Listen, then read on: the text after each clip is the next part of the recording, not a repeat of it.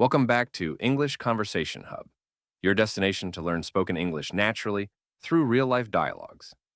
In today's video, two friends are having a funny yet frustrating conversation about a day when the elevator broke down, and one of them had to climb 15 floors on foot. It's packed with everyday vocabulary, expressions, and reactions you can use in similar situations. So stay tuned and improve your English while enjoying this relatable and entertaining story. Ugh, I'm still out of breath. What happened? You look like you just ran a marathon. Feels like I did. The elevator in my office building wasn't working today, and I had to climb all the way up to the 15th floor. No way! You actually walked up 15 floors? Yes, all 15. I kept thinking it might start working again if I waited a bit in the lobby. But after 10 minutes, nothing. So I just started climbing.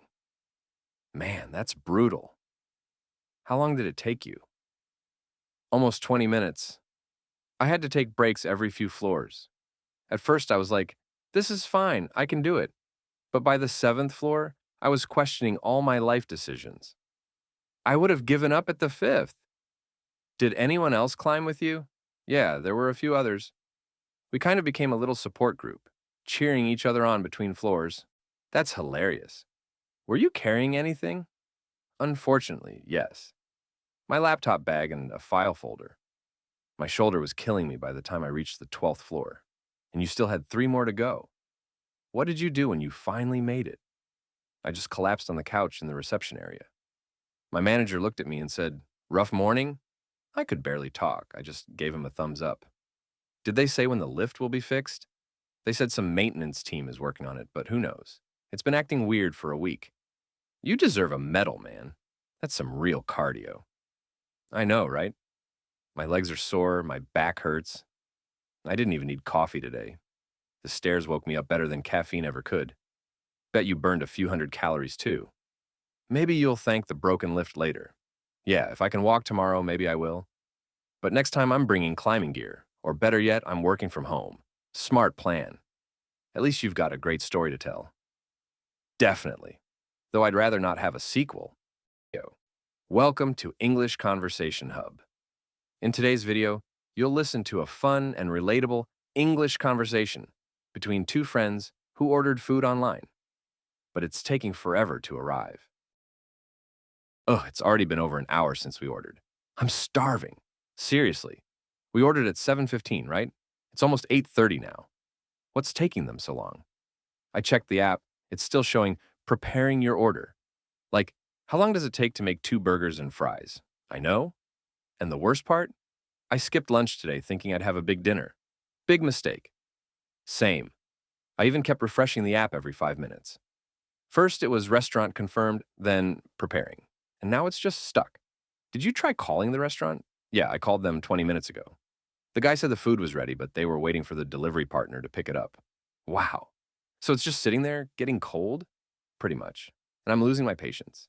Should we cancel and order from somewhere else? But even if we do that, it'll take another 40 minutes. We've already waited this long. Ugh. Yeah, true. I hate this feeling. Like, you plan your evening around the food and then boom, nothing. And the worst part is, I was actually looking forward to this meal all day. I even told my mom not to cook. Haha, me too. I told everyone, don't worry, I'm treating us tonight. What a fail. And you know what's funny? They had a 30-minute delivery promise banner on the app. What a joke. Yeah, and then they say, delivery times may vary due to high demand. Classic. Did you try chatting with customer support? I did. I got a bot at first. Then finally, a real person joined and just said, we're sorry for the inconvenience. That's it. No refund, no coupon, nothing. Nope. Just a please wait patiently. I'm like, bro, I'm waiting hungrily, not patiently. That's a good one. I swear we should make a meme about this. Totally. Expectation, food in 30 minutes. Reality, starving by 9 p.m. At this rate, we might as well go out and pick something up ourselves. I was actually thinking that. If we had done that an hour ago, we'd be done eating by now. Or even just made Maggie. Instant food, zero drama. Yeah, but now we've already committed to this. What if the guy rings the bell right when we start cooking? That always happens. The moment you give up, boom, there it is. You know what? Let's give it 10 more minutes. If there's no update, I'm canceling and making sandwiches. Deal. Honestly, I'd even settle for toast and jam at this point. Same. This is like the universe telling us to stop being lazy or just to keep emergency snacks in stock. Lesson learned. Next time we order, we do it earlier and we don't put all our hopes into a delivery app. Agreed. But also, if it does show up in the next 5 minutes, I'm still eating everything, cold or not. Huh, 100%. I'll microwave it if I have to. Just give me food already. Fingers crossed. Let's see who gives up first, us or the delivery guy. Welcome back to English Conversation Hub. In today's video, you'll listen to a natural, everyday conversation between two friends, Ray and Andy, as they catch up and talk about work, hobbies, and life changes, all while using common phrasal verbs. Hey Andy, it's been a while. How have you been? Yeah, Ray, I've been caught up with work lately. Barely had time to slow down. I hear you. Did you end up changing jobs like you were planning? I did. I finally worked up the courage and handed in my notice. I wrapped things up at the old place and moved on. No way, that's great news. So, how's the new place treating you? It took me a few weeks to get used to everything, but I'm slowly settling in. Well, that's a good sign. You seemed really worn out before. I was. Honestly, I could hardly keep up. I almost gave up a couple of times. Glad you didn't. Sometimes a change is just what we need. I've been thinking about taking a short break myself. You should. When I stepped back for a bit, I realized I had been putting up with way too much stress. So, what else is new? Are you doing anything outside of work? Yeah! I picked up painting again. I even signed up for a weekend art class. That's awesome. I feel like I just go to work and crash. Same here. That's why I figured I should try something different and pick up a hobby. I even started running in the mornings. You're on a roll. I tried that once, but kept falling off the routine. It happens. But if you stick to it, it gets easier. You just need to push through the first few days. That's true. I always talk myself out of it. Well, now that you've said it, no backing out. Let's start running together on Saturdays. That actually sounds good, but I'll need to get new shoes. Mine are falling apart. Let me know when you do. I'll swing by and pick you up. We'll take it slow. Deal. It's always good catching up with you. You make everything sound doable. Same here, Andy. Gotta stick together and keep each other on track. Hey everyone, welcome back to English Conversation Hub. In today's video, we've got a super helpful conversation between two friends, where one explains exactly when and how to use the word would in English. Hey, can I ask you something about English grammar? I keep hearing people say would in different ways, and I get confused. Yeah, sure. Would can be a bit tricky because it's used in several situations. Want me to break it down for you? Yes, please. That would be great. Haha. You just used would right there. Oh, right. But I don't even know why I said it. Let me explain. We usually use would in a few common situations. First, let's start with polite requests or offers. Like when you said, that would be great. It sounds more polite than just saying, that will be great. Oh, so it's more formal or polite? Exactly. For example, would you like some coffee? I would love to join you for dinner. It just softens the tone a bit. Okay, that makes sense. What else? Another use is for imaginary or hypothetical situations, like, if I won the lottery, I would travel the world. She would buy that car if she had the money. So it's like talking about things that aren't real or haven't happened. Exactly. You use would to talk about what could happen in an unreal or imagined situation. Got it. Any other uses? Yes. Would is also used for the past tense of will, when you're reporting what someone said or thought. For example, he said he would call me later. I thought she would be here by now. Oh, that's when we're telling a story or reporting speech, right? Spot on. And here's one more. We use would to talk about repeated actions in the past, kind of like used to. For example, when I was a kid, we would go camping every summer. My grandfather would always tell us bedtime stories. Oh, I didn't know that. I always thought used to was the only way to say that. They're pretty similar.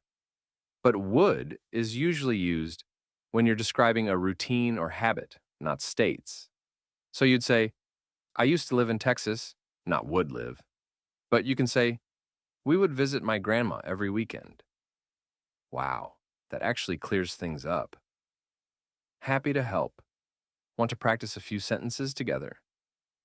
Sure, that would help me remember better. There you go again, with perfect usage. Welcome back to English Conversation Hub. In today's video, you'll hear a real-life style conversation between two colleagues discussing a third coworker, Steve, who caused trouble by acting too quickly. Did you hear what happened in the meeting yesterday because of Steve? Yeah, I was right there. Honestly, he totally jumped the gun with that client proposal. Exactly. We were still collecting data and figuring out the strategy, and he went ahead and emailed the client like everything was finalized. And not just that, he even promised them a delivery timeline we haven't even agreed on internally. I know. The client is now expecting results by next week, and we're nowhere near ready. It's creating chaos for the whole team.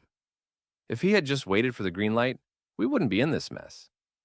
It's like he wanted to prove something.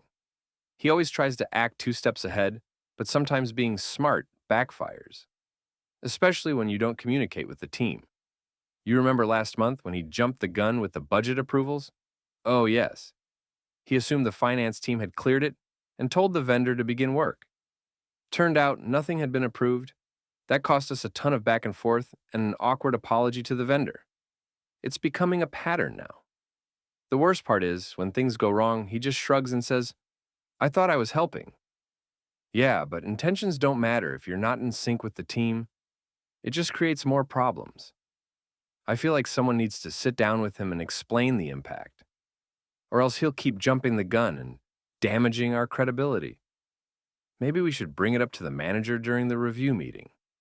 Not to throw him under the bus, but to make sure this behavior stops. True. If he keeps going like this, the entire team will suffer. Deadlines will keep slipping, and stress levels will shoot up.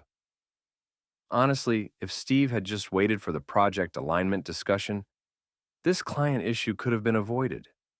Sometimes doing things quickly isn't smart. It's just reckless. Timing matters. Totally agree. Let's bring this up carefully, but firmly. We can't afford another slip-up. And that's it for today's video. If you enjoyed this video and found it helpful, don't forget to give it a thumbs up, share it with your friends, and subscribe to the channel for more engaging conversations. Thanks for watching, and I'll see you in the next video. Stay tuned and take care.